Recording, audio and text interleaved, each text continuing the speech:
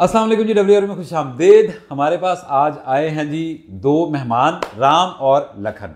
राम और लखन, इनको मैं मजाक के तौर पे कह रहा हूँ। आपका क्या नाम है जी? अस्सलाम वालेकुम गास भाई। मेरा नाम ज़ैद आसिफ है और हाँ। मैं BSc में पढ़ता हूँ और हाँ। मैं लाहौर से हूँ। अच्छा जी। और आप भाई साहब अपना इंट्रोडक्शन भी करवा दें थोड़ा सा। मेरा नाम अमीर हमज़ा है और मैं बीएससी कर रहा हूँ और स्पीड यूनिवर्सिटी से कर रहा हूँ। ये दोनों बशिंदे जो मेरे पास अभी आए हैं जी, ये तकरीबन पिछले 3-4 माह से मेरे साथ कनेक्टेड हैं, नए फैंसियर हैं।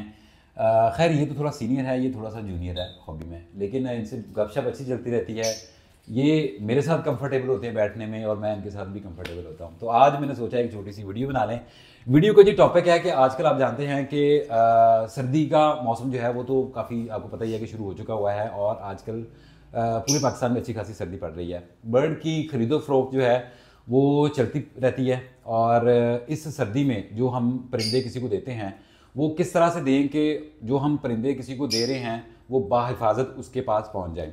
तो बाज़ औक़ात ऐसे होता है कि आप परिंदा अपने शेड से बिल्कुल ओके बर्ड जो है, बिल्कुल ठीक बर्ड जो है, सेल पट्ठा अगले बंदे को देते हैं, लेकिन अगले घर जाके वो 1-2 दिनों बाद बीमार हो जाता है, एक्सपायर हो जाता है। तो अगला बंदा भी कंप्लेन करता है जी आपने जो मुझे बर्ड दिए थे वो शायद हेल्थी नहीं थे, एक्टिव नहीं थे, वो मेरे पास आ गए हैं तो बीमार हो गए हैं, सुस्त होकर बैठे हुए हैं, फूल के बैठे हुए हैं, दाना नहीं खा रहे हैं, इस तरह के मसले मसाइल हैं। एक छोटी सी टिप है जो कि जी आप दोस्तों से मैं शेयर करने लगा हूँ कि जब भी आप किसी को बर्ड दें तो सबसे पहले कोशिश करें कि जो लकड़ी का एक बॉक्स होता है उसके अंदर अपने जो पट्टे हैं उनको डाल के दें।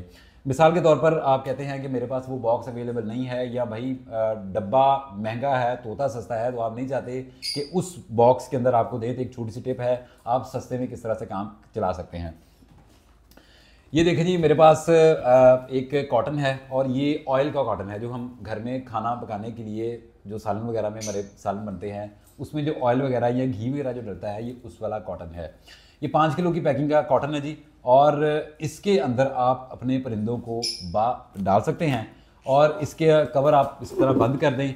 और ये यकीन करें कि इस ठंड में, क्योंकि मैं अपनी बात करूँ तो मेरा भाई ज़्यादातर कस्टमर होता है मोटरसाइकिल वाला, उसने बेचारे ने बाइक पे आना होता है। तो बाइक में क्योंकि बहुत ज़्यादा ठंड होती है, हमने तो स्वेटर, जर्सियाँ और मफरल और जैकेट्स और पता नहीं क्या क्या चीज़ें पहनी होती हैं, हम तो महफूज होते हैं। तो हम परिंदे को इसके अंदर डाल सकते हैं, इस कॉटन के अंदर, और इसको आप बंद कर लें। डायरेक्टली नहीं डालना वरना हल्का सा कहीं से खुलेगा और परिंदा उड़ जाएगा। पहले किसी वो जो थैली होती है उसके अंदर डाल लें। उसके अंदर डालने के बाद आप इसके अंदर डालकर इसको आप बंद कर दें तो यकीन करें ये आप बाहिफाजत परिंदा जो है, ये इवन आप कार्गो भी करवाना चाहते हैं तो आप इसके अंदर करवा सकते हैं। तो एक छोटी सी टिप थी मैंने। अच्छा, इसमें वकास भी छोटा सा मैं पॉइंट ऐड कर दूँ हाँ। कि इसके अंदर जब आप थैली में बर्ड को डालते हैं ना, तो जब डब्बा पूरा बंद कर देंगे ना तो वो बर्ड सफोकेशन अंदर हो जाएगी बहुत ज़्यादा डब्बे के अंदर। आपको चाहिए कि आप थोड़े थोड़े ना, ये थोड़े सुराख 2-3 सुराख छोटे छोटे से इस तरफ कर दें, थोड़े इस तरफ कर दें, बिल्कुल बिल्कुल जी, ताकि बड़ा अच्छा point वेंटिलेशन आपने raise किया है। बॉक्स के अंदर हो जाए। तो उससे ये होगा कि बर्ड को अंदर जो डब्बे के अंदर सफोकेशन है ना वो नहीं होगी और आराम से जो है आपका बर्ड आप तक पहुंच सकता है। आकाश भाई, मैं ये कह रहा था कि क्या कहते हैं कि इसको ना हम शॉपर में डाल के ना अगर ऊपर से गिरा ना भी लगाएं तो फिर अभी हम इसको कार्गो वगैरह करवा सकते हैं। बहुत अच्छी बात की जी, बिल्कुल जी, क्योंकि सर्दी का मौसम है और आप जानते हैं कि जो प्लास्टिक की शीट होती है ना उसके अंदर से हवा क्रॉस नहीं करती। तो इस डब्बे को बाद में हम जो शॉपिंग बैग हमारे पास होते हैं ना घर में उसके अंदर डाल दें और हम बड़ी बाहफाजत तरीके से, जिसमें परिंदों को ठंड नहीं लगेगी, एक जगह से दूसरी जगह मुंतकिल कर सकते हैं। मैं अक्सर अपने जो मेरे पास बर्ड लेने आते हैं उनसे मैं कहता हूँ कि जब भी आप बर्ड किसी से मंगवाएं या किसी को बर्ड बेचें तो उसको थोड़ा सा इतना गाइड कर दें कि जब बर्ड उसको मासूल हैं या आप घर में बर्ड जाके लेके जाएं तो थोड़ी देर के लिए आप इसको उस कमरे में रख दें जहाँ पे आपने थोड़ा सा हीटर वगैरह रखा हो, जहाँ पे थोड़ी सी गर्माइश हो। आप देखते हैं ना अक्सर कि आप अगर बाहर से ठंड से जब वापस जाते हैं, अपने घर में जाते हैं, तो आप कोशिश करते हैं कि आपको गर्म चाय की प्याली को पकड़ लें, या आप करते हैं कि कहीं बिस्तर में घुस जाएं, या आप चूल्हे के आगे थोड़ी देर अपने हाथ वगैरह से शुरू कर देते हैं। वो इसलिए कि आप थोड़े से गर्म हो जाएं, आपका जिस्म थोड़ा सा वार्म हो जाए, उसके बाद फिर आप बाकी एक्टिविटी जो करना जो है वो शुरू कर देते हैं। तो इसी तरह से बर्ड को भी जब आप लेके आएँ तो अपने बर्ड को अपने लिविंग रूम में या किसी गर्म ऐसी चीज़ में, किचन में थोड़ी देर के लिए रख सकते हैं, को आधे पौने घंटे के लिए, ताकि जो ठंड से बर्ड आपका आया है वो थोड़ी देर के लिए, जिसे बोलते हैं निग्गा हो जाए। उसके बाद आप इसको शिफ्ट कर दें जहाँ पे आपने परिंदे वगैरह रखे हुए हैं। अब यहाँ से मैं एक पॉइंट आपका डिस्कस करना चाहता हूँ कि मेरे पास एक बंदे से मुलाकात मेरी हुई। उससे मेरे मतलब कि बातचीत होती रहती है। बर्ड उसने भी रखे हुए हैं। उसने तकरीबन कोई 40-50 पेयर का सेटअप है, लेकिन उसको इसी साल उसने इन्वेस्टमेंट की है इसके अंदर, इस काम हॉबी के अंदर। उसने कहा प्राइसेस लो हैं तो इन्वेस्टमेंट करने का टाइम सही है, और होना भी यही चाहिए कि प्राइसेस लो हैं तो इस काम में आना चाहिए। तो उसने क्या किया हुआ है जी, अब ठंड आ गई है तो उसने अपने शेड को पूरा बंद कर दिया हुआ है।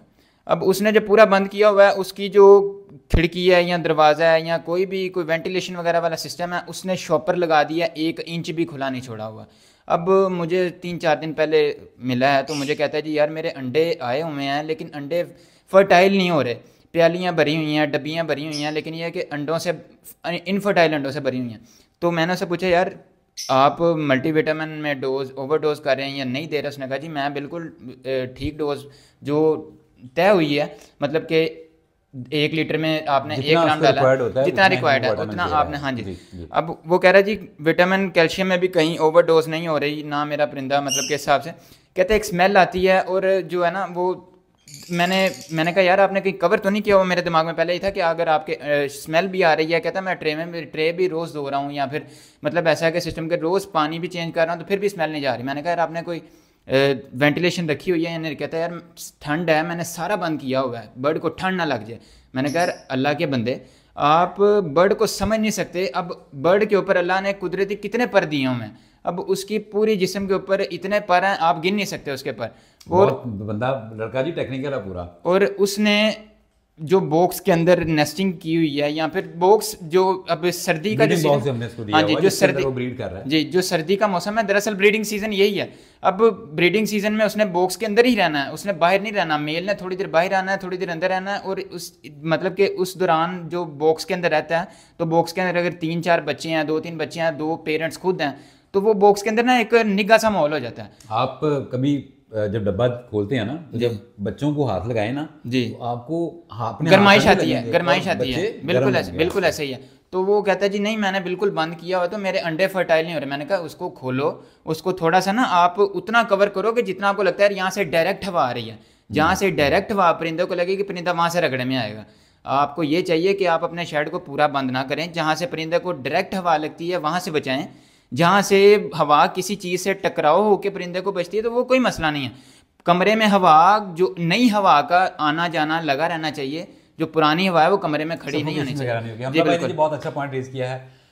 मेरा अभी जो टेम्परेचर चल रहा है शेड का, या जो भी ओवरऑल माहौल है इस वक्त शहर का, ठंड बहुत ज़्यादा है, लेकिन इस ठंड के माहौल में भी मैंने अभी तक एक साइड जो है वो अपनी प्लास्टिक शीट से कवर नहीं किया हुआ है। वही बात जो हमजा भाई ने की है कि परिंदा जो है वो रात के वक्त बॉक्स के अंदर रहना है, बॉक्स के अंदर उस तरह की सर्दी नहीं होती, तो डायरेक्ट हवा उस साइड पे नहीं है, उसको मैंने प्लास्टिक शीट से कवर नहीं किया हुआ। फ्रंट 2 साइडों से मैंने कवर किया हुआ है, एक साइड बिल्कुल ओपन छोड़ी हुई है, इसी वजह से कि वेंटिलेशन हो सके, हवा क्रॉस हो सके, और इस तरह की बीमारियां, बैक्टीरिया वो डेवलप ना हो सके। आई होप जी आपने आज की वीडियो पसंद की होगी। अगली वीडियो तक के लिए इजाज़त दीजिए। अल्लाह हाफ़िज़।